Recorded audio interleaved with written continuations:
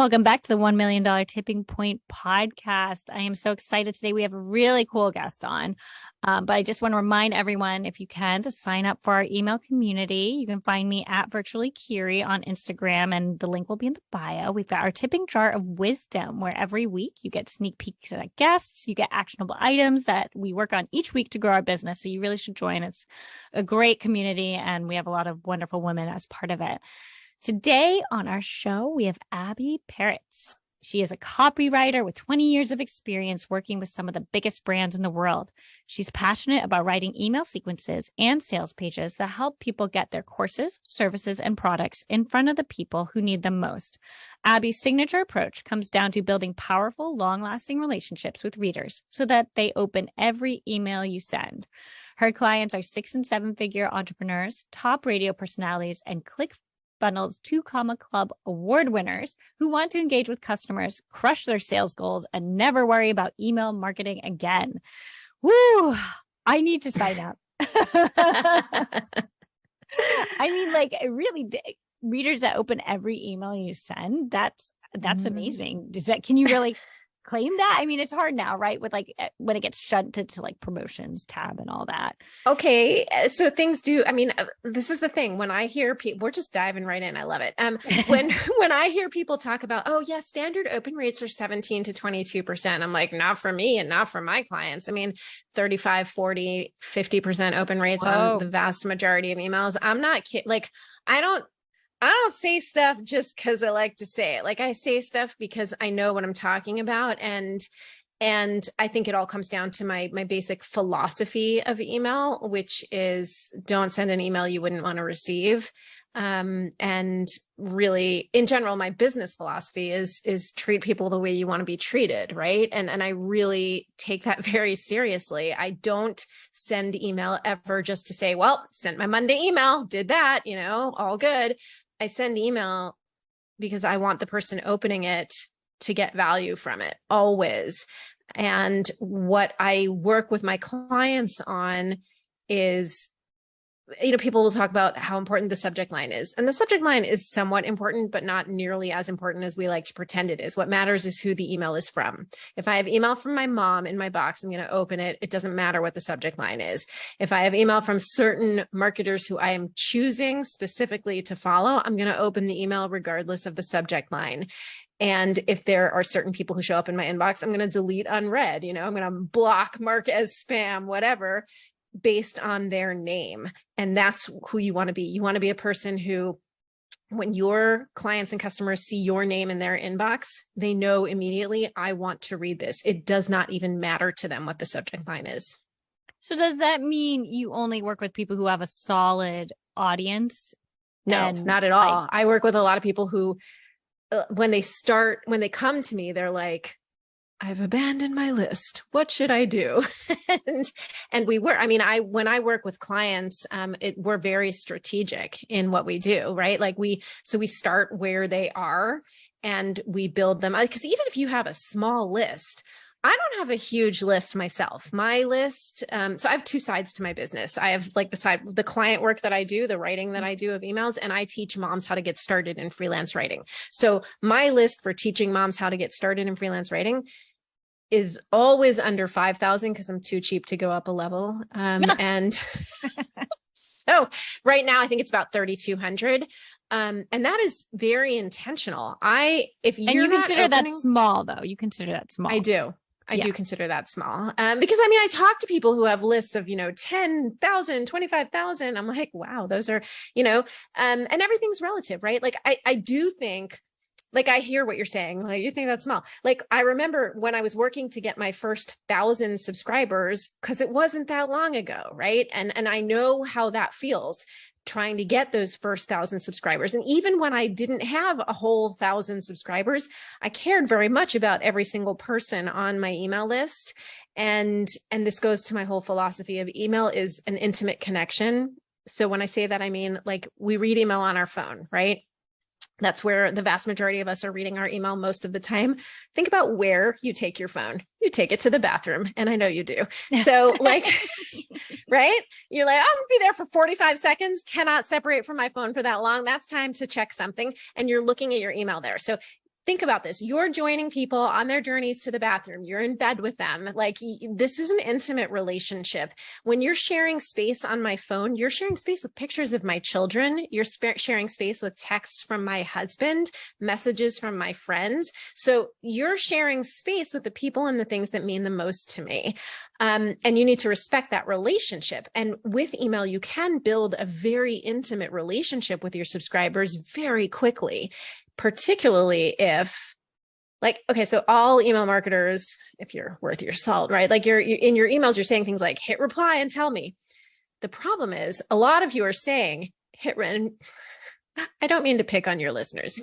Like, no, I'm sure they're all the best, but like a lot of other marketers will, hit reply and tell me. And then their clients and customers they hit reply and never get anything. Or worse, they get an autoresponder that says your email is so important to us and we are going to reply in 2 business days. And then they don't. I just got that the other day.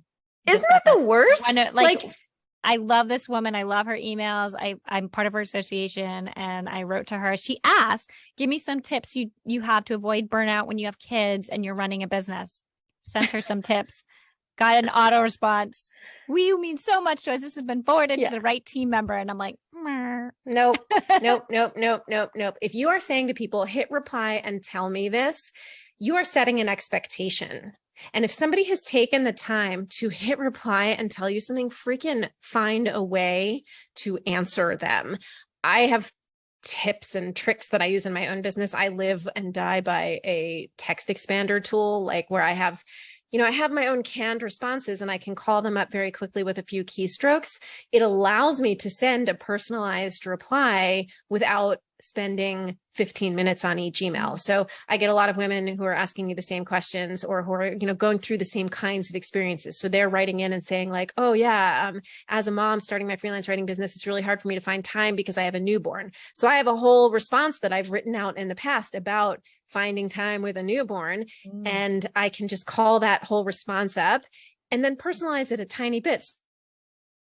So it took me 2 minutes, but I've sent a thoughtful, genuine, useful, and relevant reply, and people are floored by that. I love that. So let's get into your business since we're already there. I saw that you got the 2 businesses, Successful Freelance Mom, which is an email sequence course that you teach to people, and then also Writing for Money, which is a program to earn money as a freelance writer, right? And then you also have your own clients still, which I didn't realize. So you still have your own clients that you work on them. Okay. And what I love when you're like core messages is that you support and encourage women and mothers to create profitable freelance businesses that fit into their busy lives. And like anytime I have a guest on that's like, specifically part of their mission is to encourage women, I'm like, yes, they are so aligned. Let's get a little deeper. I see you've been married over 25 years. You've got 5 children, one with special needs and one who is deaf in one ear and getting a new ear, something like that. Yeah. Something like that. So the reason why I bring this up, hold on. The reason why I bring this up is actually I am deaf in one ear. So when I saw this, I got very into going down the rabbit hole of your child and how do you get a new ear? Yeah. Okay. So I actually have both my ears. Like you can see very nice. But this is the one that I can't hear out of, and no one knows that. Guess as I saw my ear, but I was very interested in what was going on with the surgery and all of that. So I'm super excited about this. That's a lot that you're handling, like a lot. It is a lot. It is a lot. So real quickly, my youngest was born with one ear. So it's called microtia, which literally translates Latin, little ear, right? So on his right side, it looks like the ear is folded over. He's got like a little bit of a nub, but no actual external ear and no ear canal. So there's no way for the sound to funnel into, the brain and the inner ear and all of that. His middle and inner ear is structurally sound. And we know that from CT scans that we've done. And he does have a bone anchored hearing aid. So he had surgery in the past to like put a screw and a magnet in his head. And then there's a hearing aid that attaches externally with a magnet. Right. And that is okay, except that when you're a 13-year-old kid and it's very visible, there are a lot of self-esteem issues. And also he's a really active kid. Like he's playing soccer and he's running around and he sweats. And so the magnet would like detach and this was not a solution that was working for us. And we recently found out about, really, truly life-changing, phenomenal, amazing, wonderful times we live in surgery, where they create an external ear and at the same time, they open an ear canal. And there's only 3 doctors in the world who do this. And so we are traveling with our son. My husband and I are traveling to the US. We live in Israel, so it's all complicated. But so we are traveling to the US. We will be there for 6 weeks because after they cut a hole in your head, you can't fly right away. So we will be there for 6 weeks while he recovers. And he will have an ear and an ear canal. And that is incredibly exciting. And will he get full hearing?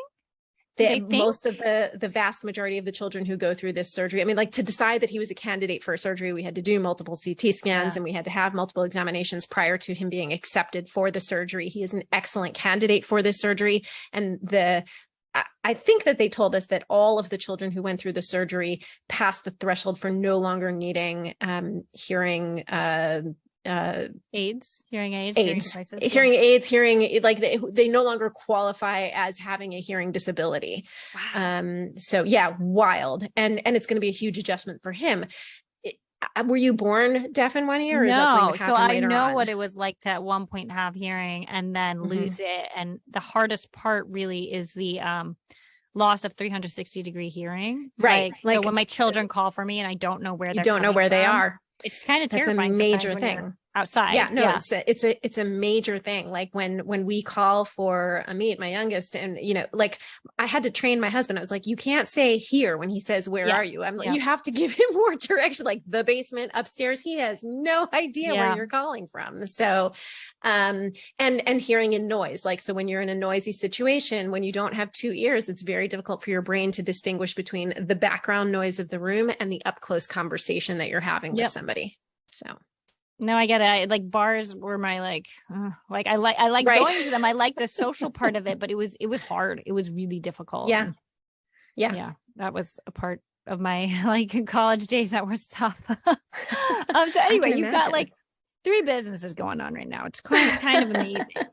So just kind of walk us through how you got to that point where you're like, hey, I'm going to create successful freelance mom. I'm going to create writing for money. Cause I'm assuming you started out with just your business of freelance writing and then realized. So I started as a freelance writer when my oldest was born. My oldest is now, 23. So when she was born, I wanted to be at home with her and not wear pants with buttons. That was a major, and I'm not even joking. Like, people are like, that's so funny. I'm like, that's I'm being very serious. So, I was very into my stretchy waistbands and I wanted to be at home. And so I became a freelance writer, did not really know what that meant. Did you have a background in writing at all?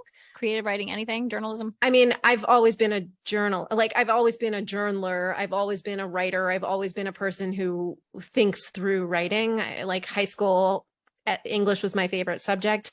I don't have a college degree, so okay. Yeah. Well, I saw something about Brandeis.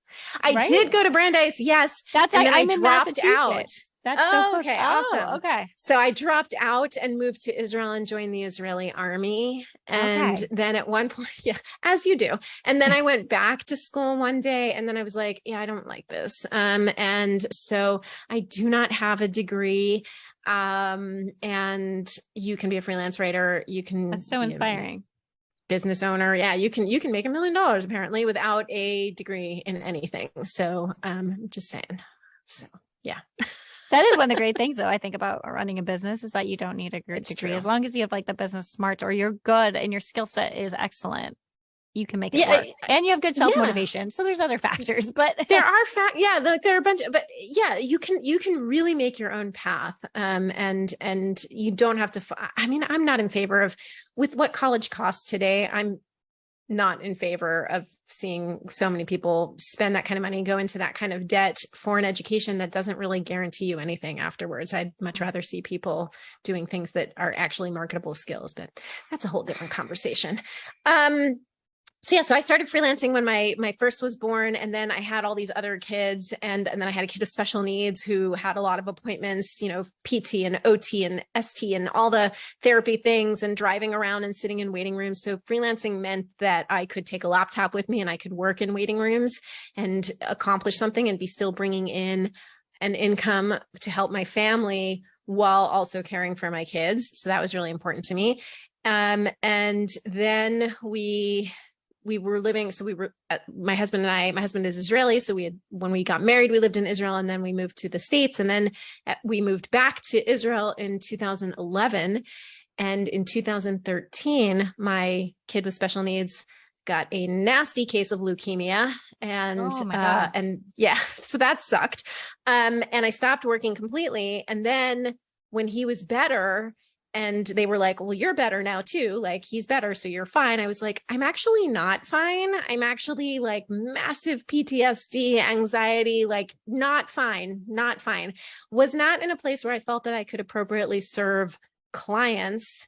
And I started talking to other moms of kids with cancer, and turns out health insurance in America, I don't know if you've heard this, but it sucks. And so like, you're in danger of losing your house when you go through a medical crisis, right? So I was talking to these moms who could not be working at a normal 9-to-5 job because they had a kid with cancer. And I started giving them just very informal tips on like, well, here's some stuff you could do for, to freelance. And it worked, and they would email me back and they'd be like, oh my God, I did that thing you said. And like, now I have $400 and I can buy groceries. And I was like, all right, this is cool.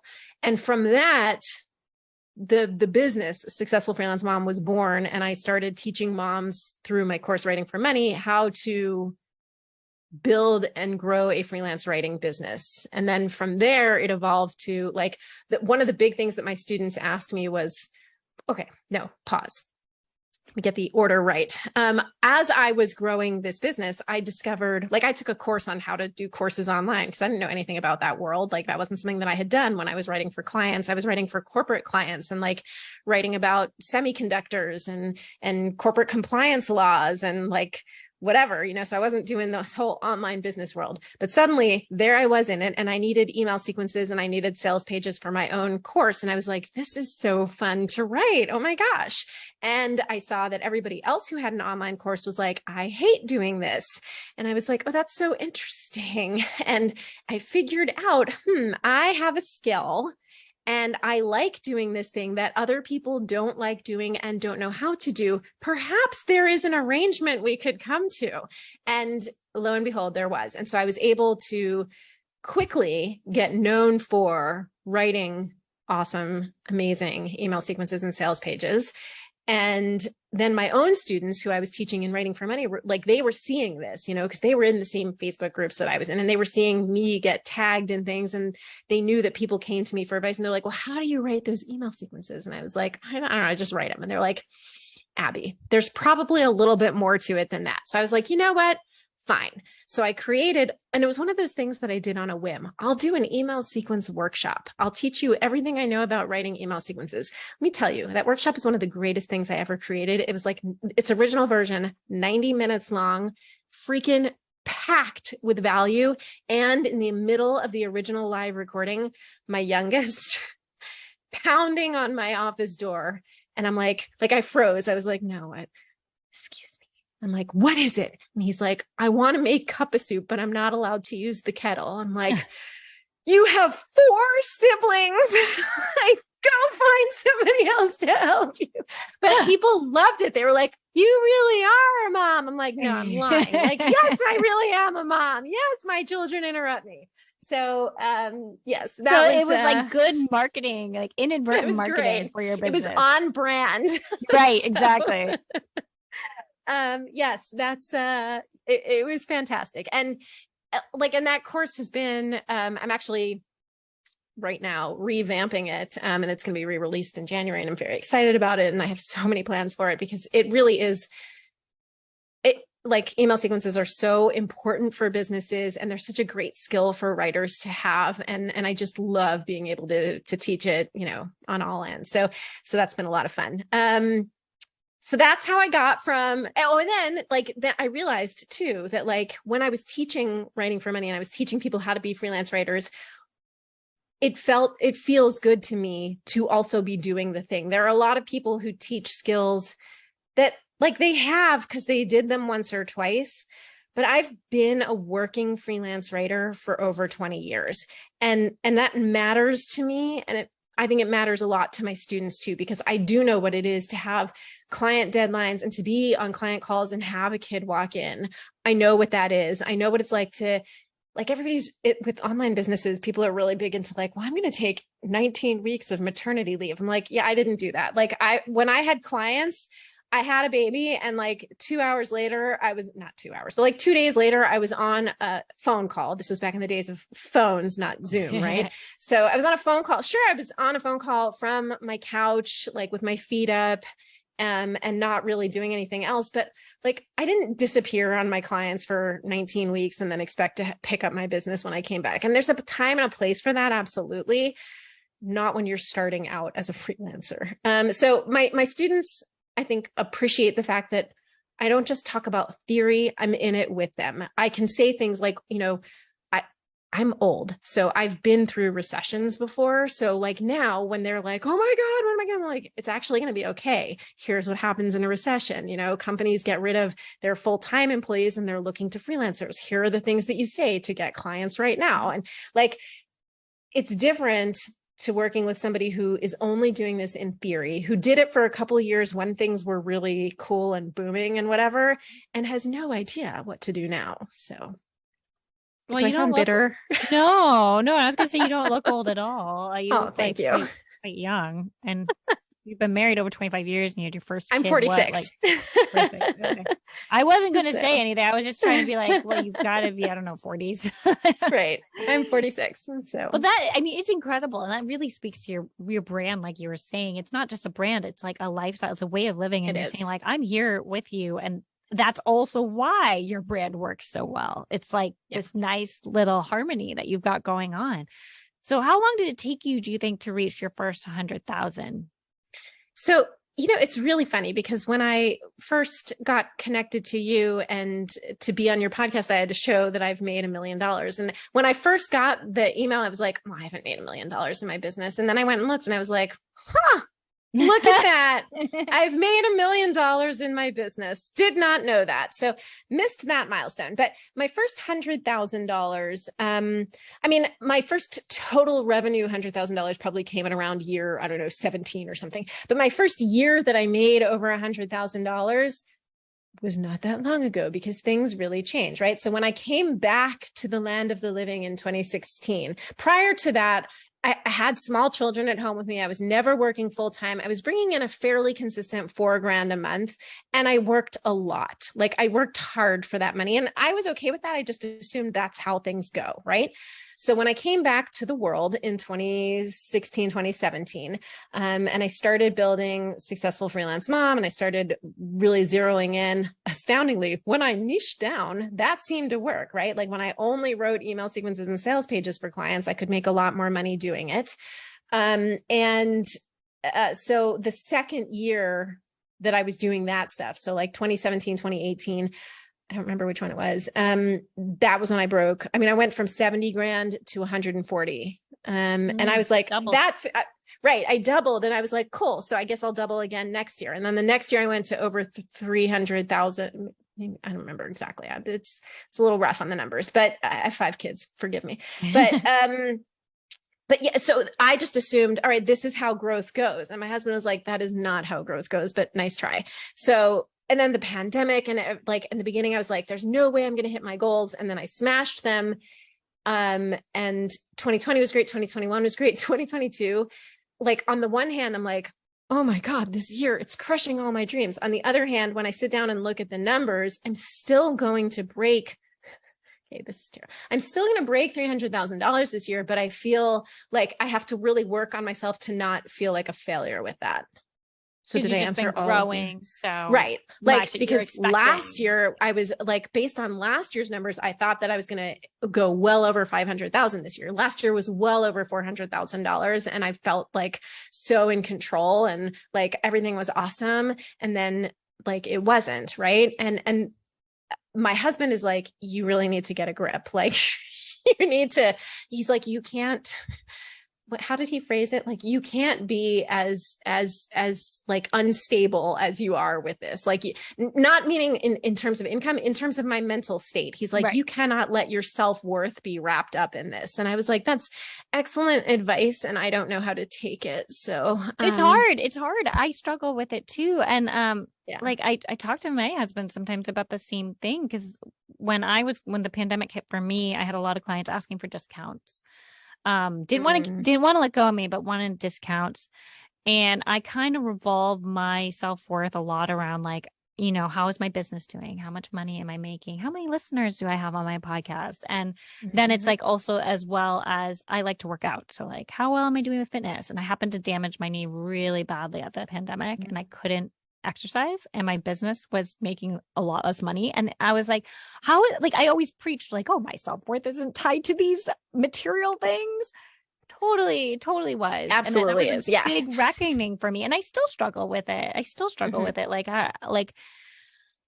I can't imagine giving up my business because so much of my self-worth is tied into it. And I know that's bad. Right. And it's like, I need to focus on a way, and I've been working on it, but I don't know. It's tough. So I don't think it's that weird. It's that weird. I don't, and I interview obviously a lot of people on this podcast, and there is a plateau that people reach. So don't feel like, this is, I think like you will get to that next level, and you will get a lot higher, and it'll keep going. And it's just that I think a lot of people talk about their mindset. A lot of people talk about their team and how their team helps them. Like they've got to invest more in their team, and so that they can focus on the things that will help them get to the next level. I have a lot of thoughts on that. And I know I don't want to drive do you want me to just take it there? Should we talk team? Go.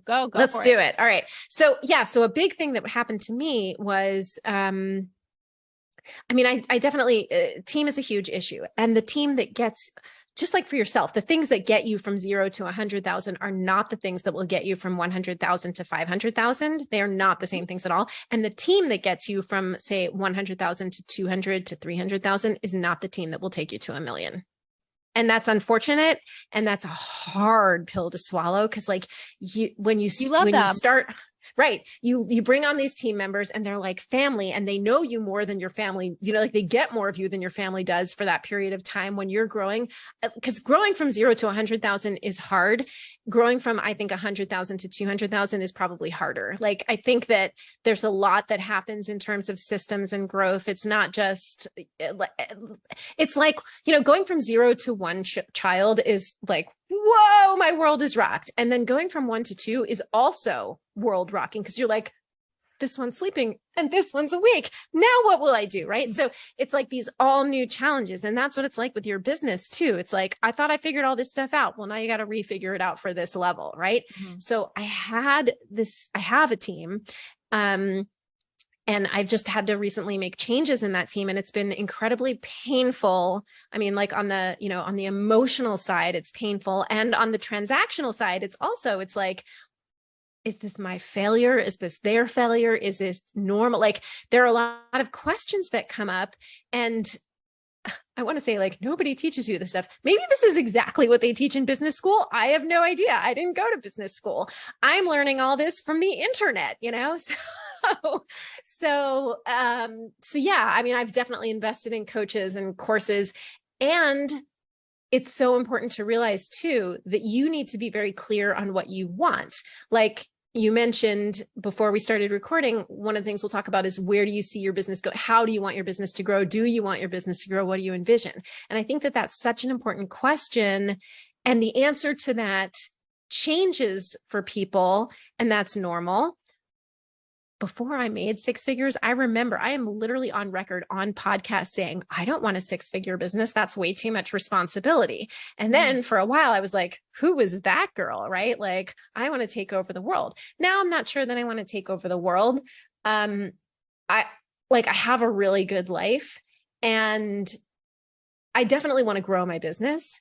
And also, like, I need to be very clear on, like, I don't want to grow my business into a giant corporation where, like, a big thing that I was hearing from the coaches I was working with was, you need to, like, no longer be involved with your students. And I did that for a year, and I was like, I hate this. This is not how I want. Like, I didn't build this so that I could sit here and like let other people coach my students. That's not what I'm looking to do.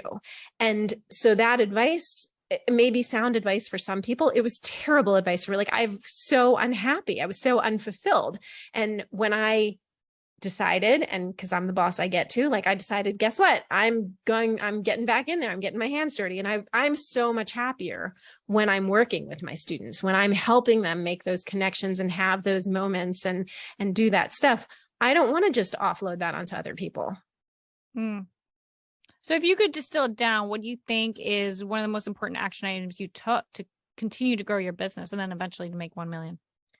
Yeah. So I do think that in a course-based business, I think it was critically important to remove myself as the bottleneck in the course, like to make sure that my course was, one, as automated as possible, that the sales were as automated as possible, that the delivery is as automated as possible, that people aren't reliant on me for answers, that processes exist in the business so that people can get answers and move forward. That allowed me to really scale course sales.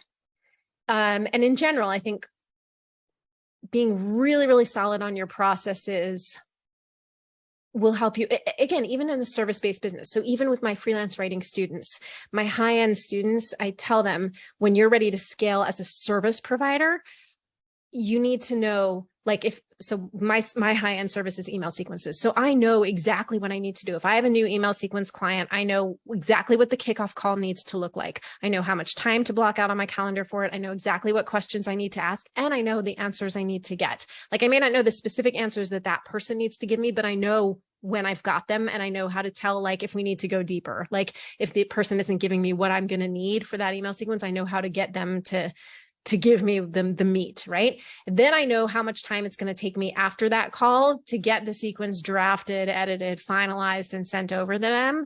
Then I know that, a certain number of weeks later, we need to have a review session in place so that we can look at how it's performing and make the tweaks that are necessary. So one, having that process in place lets me know I can book this many clients. Like, I can manage this many clients concurrently. And then if somebody else comes in, they have to be scheduled here, or they have to go on the wait list, or whatever it is. And having those processes in place allows me to scale. It allows me to book out my schedule for the future. It allows me to take deposits and say, if you want to work with me, like, this is what has to happen. So in all of those things, I think knowing your process, having it be exceptionally clear, so critical to growth. What was your best investment with your business and your worst investment? Oh, those are good questions. My best investment. Is it interesting if my best and worst investment might have been the same thing? Like, yes, that's very interesting. Yeah, I feel like it was. I feel like a certain course that I enrolled in that, taught me a lot of information, but also that, and really did help me clarify my own processes, and was great for me at the time that I started going through that program. I learned an enormous amount. I implemented an enormous amount. And also it led me down a path that I ultimately did not want to be on. So but really, it was one of your best investments at the same time. Yeah, I mean, it taught me a lot, and I learned a lot, and I took away an enormous amount from it in multiple ways. One, I learned a lot of great and useful stuff that I implemented in my own business. I also learned a lot about how I do and don't want to run my own high value programs. And, the user experience that I do and don't want to replicate. And also, like, the second part of that investment, the second part of that program took me down a path that it wasn't the right path for me. And the coaches in the program were continually telling me, this is the direction you need to be going. And it took me time to realize, no, like, maybe on paper, this is the direction they would like me to go in, because that would look good for their program and their results. And perhaps on paper, that would give me a more profitable business. But my business isn't only about driving profits. It's about changing lives. And when I'm not involved in the changing of lives, like, it wasn't fulfilling for me. That's not the business I wanted. So, it was a lot of money. I'm glad that I spent it at the end of the day. And also, there are days when I'm like, man, like if I hadn't gone down this path, I could be 6 months ahead of but like, again, I would also be whatever. There are a lot of things that I wouldn't have figured out on my own without that. So what do you think you'd say your mindset is like now that you've like reached a point where you feel like your business is successful? You're not at that point anymore where you're saying, no, I don't want a six-figure, but you're not six-figure business. Now you're, you've hit 1 million, right, which is crazy. Crazy. Did your mindset change at all in the past like 5 years? Definitely my mindset has changed. And also it's like with therapy. It's not like, well, I'm cured now, I never have to go to therapy again. It's not like, well, my mindset's awesome now, I never have to work on that anymore. Wrong. Like we have to continually work on our mindset because there are always going to be new things that come up. Like imposter syndrome is a real thing and it continues. Like you can make $400,000 one year and wake up the next day and say, well, maybe that was a fluke. Like, or even clearly that was a fluke because I can't replicate it this year. Like it's just not working, and you have to continually work on yourself to remember, oh, that's actually not true. There's other data I can look at, there are other things that I can do. And you have mindset. I mean, it's such a critical piece, right? Like you can't be a successful business owner if you're not willing to do that work. And once you accept that and embrace the work, I think your whole life gets better. It changes the way you interact with people, with your family, with strangers. And I really do. I think it makes everything better. And it's something that's continual. You're never going to stop working on it if you want to keep growing. Do you have coaches or mentors or anything right now? Yes, I am in two like hands-on coaching programs right now. Yeah. Okay. 3 kind of. So how do you find one that's like less live action, whatever, but still supportive. How do you find time to do all this? This is like not even one of my questions, but I'm like, you're in 3 coaching things and now you're like, it sounds like you've automated your business a lot, which is good. Like you've gotten to a point where you've automated some of it, but you still want to be directly involved with the students. I do. And okay. So I don't even pretend to do it all. So, that's a question that comes up a lot. Right. And it's something that we ask women and we don't necessarily ask men because we know as women, in addition to all this, there's also the laundry and the food and the shopping and the carpools and the whatever. And we know that traditionally falls on women. So I will say, I don't care about dishes or laundry. Also, I have 5 children, so I make them do stuff. And that's a big thing. Like I no longer spend time on things like laundry or dishes or generally cleaning, right? So I pay somebody it out. Right. Like, I pay somebody to come and clean my house. I make my kids do the laundry in the kitchen. And I was never a person who was bothered by a messy kitchen. Like my husband is really bothered by it. Like he'll come home and I know he'll come home today and he'll be like, seriously? And I'll be like, it bothers you so much? Feel free. The kids were out all day. Right. So I don't care. It does not bother me. I will never lose sleep over dishes in the sink. And I get that there are people who my mother, very important to her to have those dishes cleaned up, right? Cool. You get to pick your things.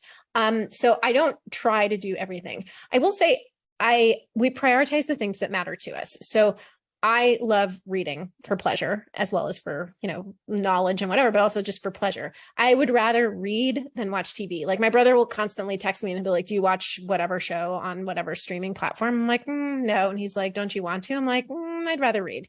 So TV is a thing that I do on airplanes, on vacation. I will binge watch with the best of them, but not in my daily life. So we make choices and we prioritize the things that matter to us. The coaching programs that I'm in, they're both long-term programs. And so like I have 2 years of access to one of them. And I want to say I was in the founders cohort of the other one. So I have like lifetime access to the lot. So they're not like, I'm not actively doing them on a daily basis. I do prioritize certain, like I will listen to lessons and, engage on certain coaching calls that I know are going to specifically address things that I need. But knowing that they're there and that I can dip into them as resources as I need them is useful for me. I do work with, right now with a fitness coach. And that's much more like, you can't just play the workout. You have to do the workout. Who knew, right? Yeah, but like, so 5 mornings a week, I do my workouts and I report into her and we talk about things and whatever. And so that's more active, but the other programs, I'm able to dip in and out of them as I need. Talk to me a little bit about your team, because you're talking about, the team that got you to 100K isn't going to get you to 500K, isn't going to get you to $1 million. Who was your first hire? And then what are some of the challenges that you've had when hiring specifically? Yeah. So my very first hire was a former student who I brought in to just help me manage students in the program, like manage the Facebook group that my students were in and manage comments on my course in Teachable.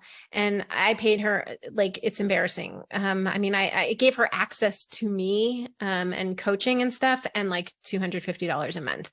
And that, very quickly, she and I both outgrew that. And I knew I needed somebody who I was actually paying like properly. And so first I brought in like people to help me with the kind of with the coaching a little bit, but more like managing the students, answering their questions by saying, here's what Abbi teaches on that question, and the first priority to me was keeping my students happy, making sure that they were getting answers in a timely manner and that they were able to find information quickly. It wasn't until later that I brought in an online business manager. And I think that I really wanted like a strategist, and I didn't get that in an online business manager. And I think that, skills vary. Like there are some online business managers who are more willing to step into that role, and some who have trouble transitioning from the VA to the OBM role and who get into the weeds. I know that you had Sarah Noquette on recently, and I know that she talked about like, a good OBM needs to not be in the weeds and needs to know how to delegate. And I think that's a critical skill. I was just thinking that because I was like, wasn't Sarah talking about like she can do strategy and stuff too? But so you're saying that not every OBM can do that. Okay. And that was something that I definitely needed more of in my business. So that's been a huge, like, realizing that I need that person on my team has been, and that's the skill that I need to be interviewing for. When I bring on my next hire, it needs to be somebody who can work with me on the strategy piece.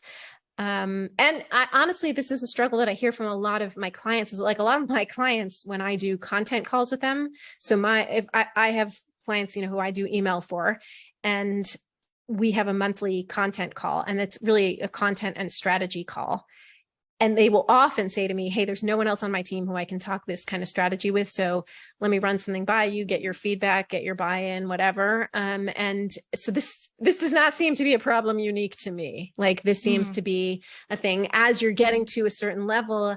And I can't yet afford to bring in a full-time employee who can be dedicated just to my business. And so I recognize that, like, it's not fair to put that on, hey, do this because you love me and believe in my business. And, I'll pay you later. Like, I'm not going to offer that to somebody. So, I'm still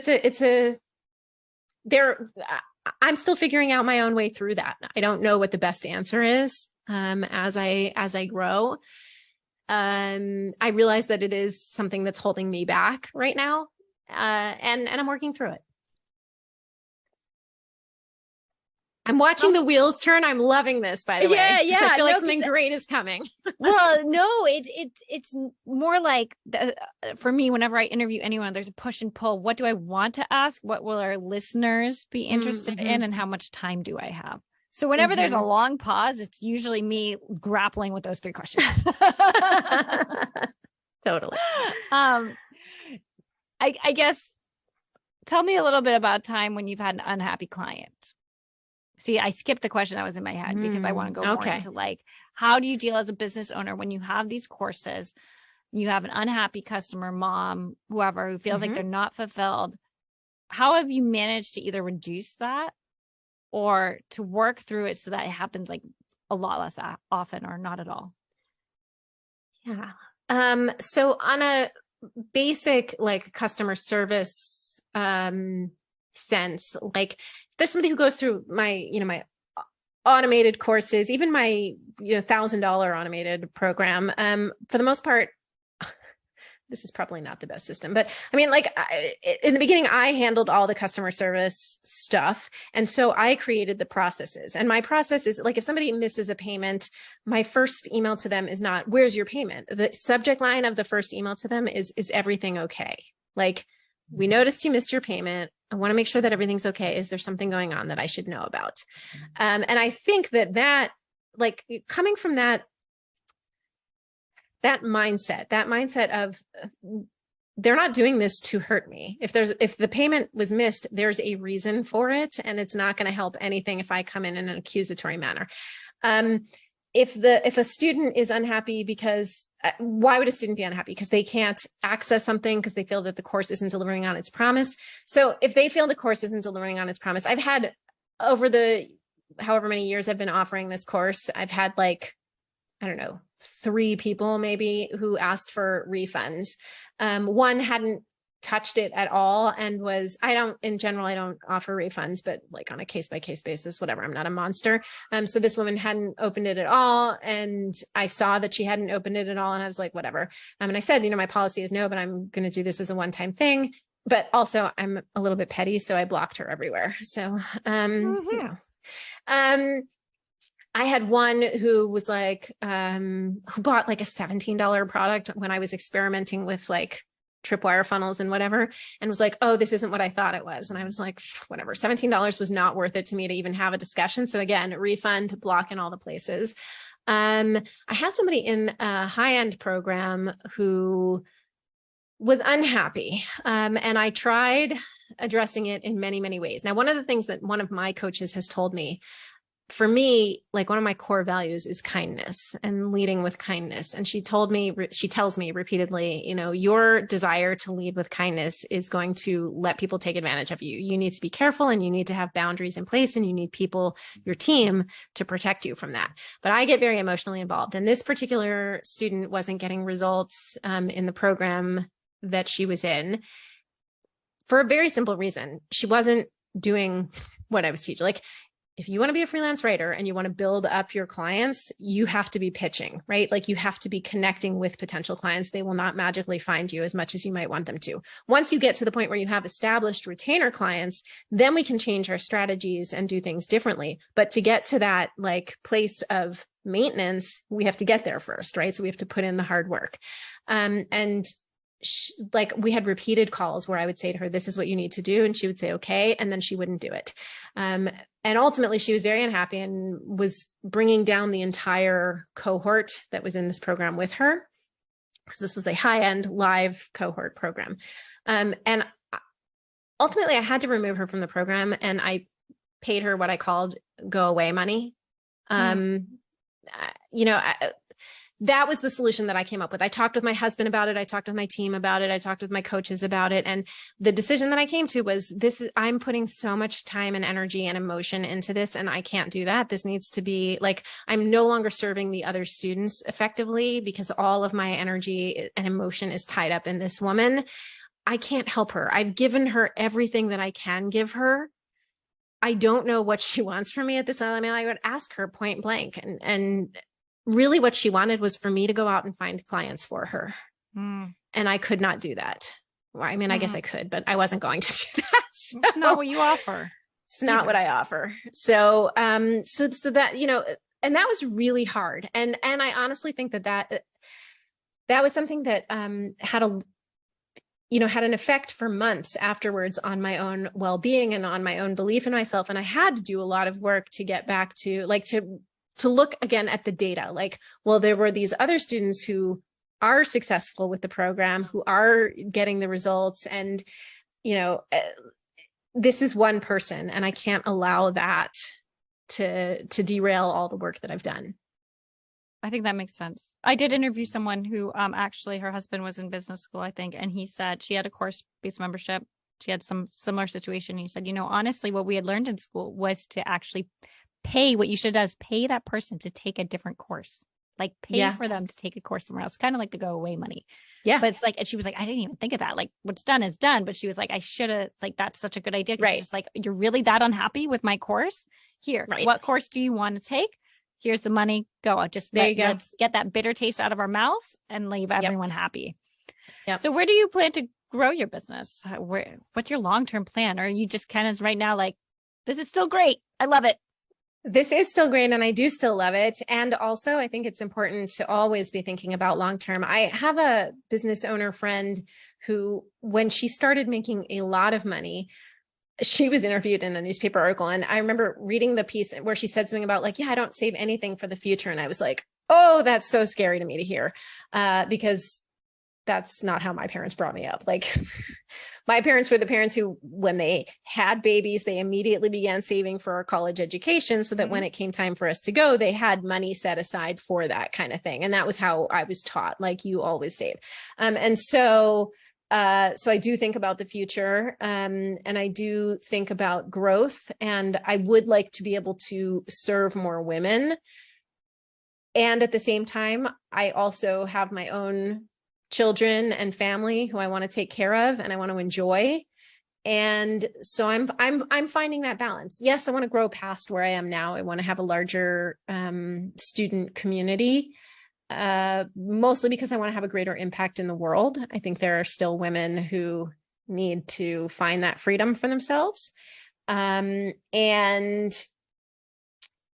excited to be a part in that. And also I'm not looking to be, I don't know, like, I don't know if there's this, I do know there actually, I know that I want to have, okay, this sounds slightly crazy, but we'll just go with it. I know that I want to have $8 million in savings and then I am done. Like, it's not that I won't ever work again, because my husband's like, that's so not true. You love what you do. And I do love what I do.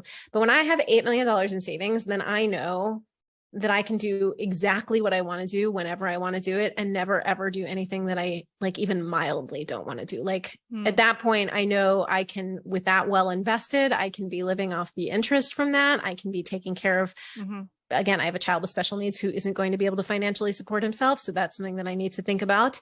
And I know that I can have the life that I want. So I know, I mean, for years, I've been working towards that goal of having that money set aside in savings that I can live off of. So, and that's not all on me. Like I'm married and my husband also works and whatever. And we've been putting away money for these many years. So, but that's like I'm not building a business to, I don't care about the saleability of my business. Maybe I should.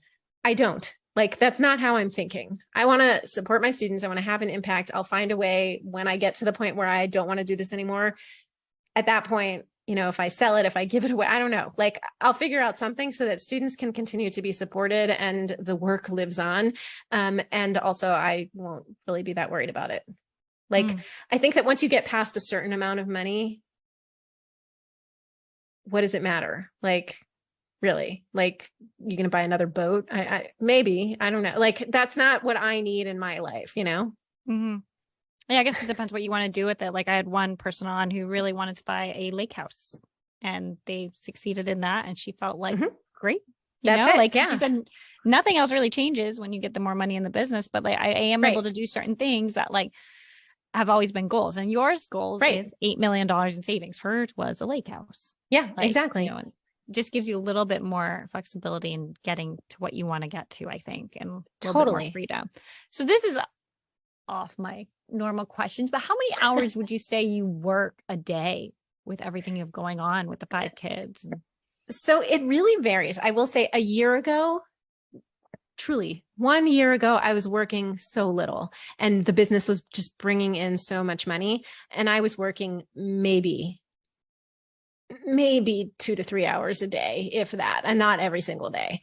Right now, the business I feel is in a transitionary phase. Is that a word? Transition phase, a phase of transition. I don't know, a thing. Yes, I'm a writer. Hi, professional writer, 25 years.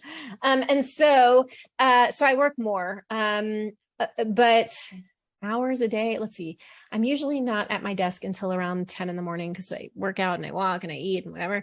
And so today, when I have calls, they're in the late afternoon, my time because of time zones. But like, usually around 4:30, I head upstairs and then I'm like goofing off and stuff, not really working. So what is that? 10 to 12 to, I don't know, but I also eat lunch in there. So probably like 5 hours a day. I mean, I can stretch it and I can pretend like it's more, but legitimately probably 5 hours a day. So. All right. Okay. Hashtag goals, right? A lot of people would like to be where you are. So be thankful, like sit in the moment and be like, oh my God, for sure. I built this. That I did. I do try to remind myself that like, holy bananas, look at this, and it's funny because my husband had a friend over last night and he was like, yeah, I remember when your husband used to complain about you, but now he just raves about you. Yeah. Good to know. Awesome. So yeah, like it is kind of amazing how far things have come. And it really just goes to show like things change so quickly. I don't think it's that you're one funnel away from anything, but it's that there's so much that you can accomplish if you are consistent. If you show up and you put in the time and you are consistent with that, there is so much that you can accomplish and so much can change in the span of a year. Yeah. So what advice do you have for other women who are trying to grow their business or hit that $1 million tipping point? I think be willing to try things, to make mistakes, and to go into it knowing, as with all things in business, you are going to make mistakes, and it's what you do afterwards that matters. When many, many years ago, we lived in Los Angeles and we we bought new hardwood floors for our house. So people came and put these new hardwood floors in. And I said to my friend, I'm so worried I'm going to scratch them. And she laughed and she said, you don't have to worry. You're definitely going to scratch them. And like that, that it's the truth. Like, you don't have to worry. You are absolutely going to screw things up in your business. You are going to make mistakes on your way to $1 million. And that is okay. That's part of making $1 million. What hurdles do you think you have faced specifically as a woman when running and growing your business?